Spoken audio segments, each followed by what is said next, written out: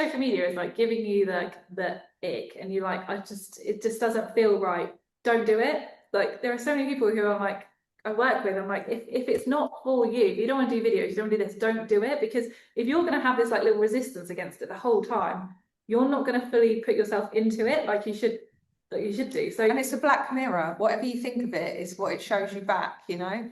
So you have to really be like, treat it as a big experiment. This is just I'm just experimenting with this place, and it's like I'm treating it as a fun place again. Yeah, and what's the worst thing that's going to happen? 6 months down the line, ago, just go back. Yeah, okay.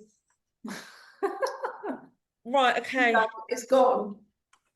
And I think as well, you said it before. You said, my big dream is to do murals, but you sort of every time you said that, you sort of battered it down. I think you just need to set the goal of like that is your dream. Like that's what you want to do. Everything that is the product of it. That is the big dream. If someone said, what do you want to be doing in 6 months or even a couple of months time, I want to teach these beautiful chinoiserie painting classes that I've been teaching myself since my dad's death last year. That's a whole other story.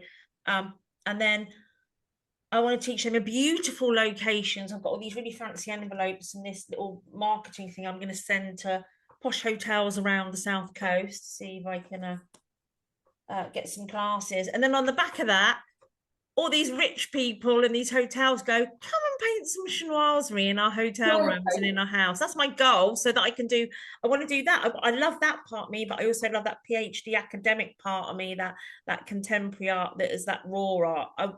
And then go to the pub and walk my dog and sit in the garden. That's what I want to do for the rest of my life. Love that. And if you want to do that, so as generators, we can be a little bit stuffy about copying projectors, but basically all you need to do that is to look like you're already doing that.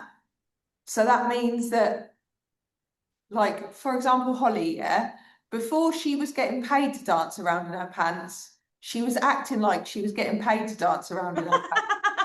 You get me? She was already going to River Island, getting stuff, getting a pair of pants from like a bra and pants set, and she would do that even though she was not being paid for it, right? But it looked like she was. It looked like she totally looked like she was. So eventually, if you do that for long enough, you get paid, you get known for that, and then you get to be paid for that, right? I was gonna say, so I've got a dog trainer at the moment, and she basically was like, you've got to walk around the house like you're royalty, and the dog wall basically is like, there's like this chain of things, and it's so squiffy at the moment, but you need to act like you're up here, dog's down there. And I've just seen a royal cup, so I'm like, and this is going to be true for you, is that you basically his lordship, you need to be at this level of like, I paint houses, I paint really good murals, and you need to like announce it and declare it, like this is your thing that you do.